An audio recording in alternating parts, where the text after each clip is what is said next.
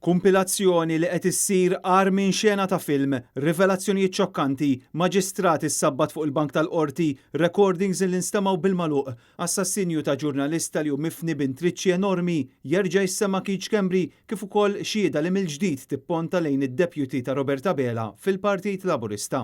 Hekk kif kompliet il-kumpilazzjoni tal-imprenditur Jorgen Fenek fil-qorti ġie żvelat illi l-aħwa De Giorgio ħadu flus mingħand id-deputat mexxej Laburista Chris Cardona.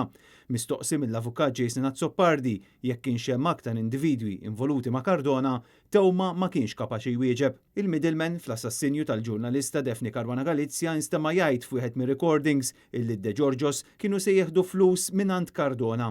Pressat jgħid għal min kien qed jirreferi Melvin Tewma ma kkonfermax mal-ewwel għaliex l-audio ta' recordings ma kienx ċar iżda ftit wara huwa qal li kien qed jirreferi għall-eks Ministru Chris Cardona. Fis-seduta tal-ħamis quddiem il-Maġistrat Rachel Montebello kien hemm numru ta' recordings li nstemaw fil-magħluq. Fil-fatt il-ġurnalisti qattaw ħin twil fuq barra tal-awla jistennew li jerġgħu jissejħu għad komplija tal-proċeduri. F'im minnhom issemma wkoll l-avukat Arthur Azzopardi b'tewma jispjega dak li kien qallu Jorgen Fenek dwar ħlas li Chris Cardona ta' lil dan l-avukat. Dak iż-żmien Arthur Azzopardi kien l-avukat ta' Vince Muscat. Tewma jinsisti li min-naħa tiegħu il-flus li għadda kienu biss għal Mario De Giorgio.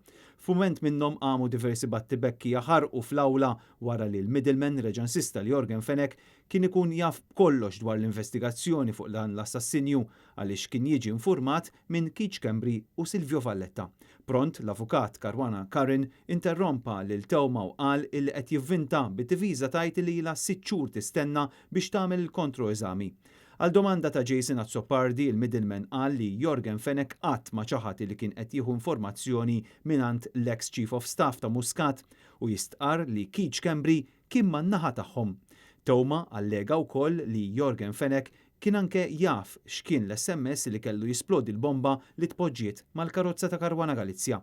F'wieħed mir-recordings Fenek jinstema' jgħid li l-middleman jekk jarrestawna jirranġawlna żgur. L-avukati Marion Camilleri, Gianluca Caruana Karin u Charles Merċieqa qed jidhru għal Fenek filwaqt li l-prosekuzzjoni qed titmexxa mill-ispetturi Keith Arnaud Kertzara.